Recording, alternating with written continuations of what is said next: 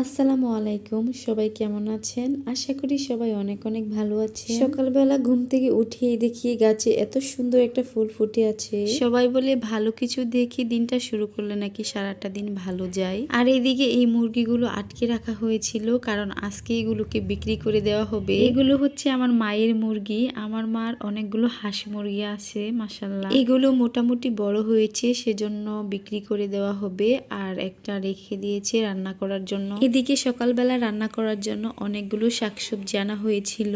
সবগুলো সবজি আর শাকগুলো ছিল অনেক ফ্রেশ আর তরতাজা। ক্ষেতের এমন ফ্রেশ শাকসবজির মজাই আলাদা, আর এগুলো কেবলমাত্র গ্রামেই পাওয়া যাবে। এদিকে গিয়ে দেখি আমার মায়ের মুরগিগুলো অনেকগুলো ডিম পেড়ে রেখে দিয়েছে, সেগুলোই আমি হাতে নিয়ে দেখছিলাম। আর এই দেশি মুরগির ডিম অন্য ডিম থেকে ছোট হয়। আর এদিকে সকালবেলা এনে রাখা তাজা শাকগুলো রান্না করা হচ্ছে। এগুলো হচ্ছে মূলা শাক। অন্যদিকে গিয়ে দেখি আমার বোন আজকে রান্না করছে হালিম। ভাবলাম আপনাদের সাথে একটু শেয়ার করি। হালিমটা প্রথমে গরম পানির মধ্যে ভিজিয়ে রাখা হয়েছিল অনেকক্ষণ আগে থেকে। গরম পানির মধ্যে ভিজিয়ে রাখা হয়েছিল, সেজন্য এগুলো গলে একদম সফট হয়ে গেছে। আর এখানে কিছুটা মাংস নেওয়া হয়েছে হালিম রান্না করার জন্য। আর সেগুলোকে আগে থেকেই পরিষ্কার করে ছোট করে কেটে নিয়ে রেডি করে রাখা হয়েছিল। আর পেঁয়াজ তো অবশ্যই লাগবে, সেজন্য পেঁয়াজ কুচি করে রাখা হয়েছে।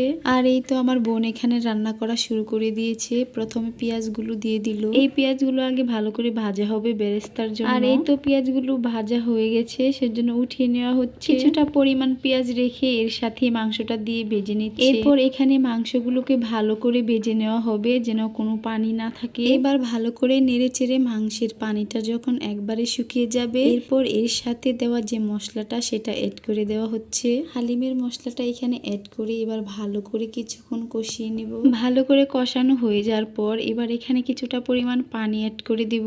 আর এই তো এখানে মাংসটা পুরোপুরি ভাবে রেডি। এবার রান্না করা মাংসের সাথে হালিমটা শুধু অ্যাড করে দিলেই হয়ে যাবে। আর হ্যাঁ, এখানে আমরা অন্য কোনো ধরনের মশলা ব্যবহার করিনি, কারণ হালিমের সাথে যে মশলার প্যাকেটটা আসে সেখানেই সব ধরনের মশলা অ্যাড করা থাকে একসাথে। আর এই তো আমি কথা বলতে বলতে এদিকে আমাদের রান্না করাটা শেষ। বলো ভালো করে আসলেই নামিয়ে নেব। এই তো সম্পূর্ণ রান্নাটা কিন্তু শেষ। আর হালিমটা খেতে কিন্তু খুবই মজা হয়েছিল। কারা কারা হালিম খেতে পছন্দ করেন অবশ্যই জানাবেন। আজকে আমাদের ভিডিওটি এই পর্যন্তই। সবাই ভালো থাকবেন, সুস্থ থাকবেন। আল্লাহ হাফেজ।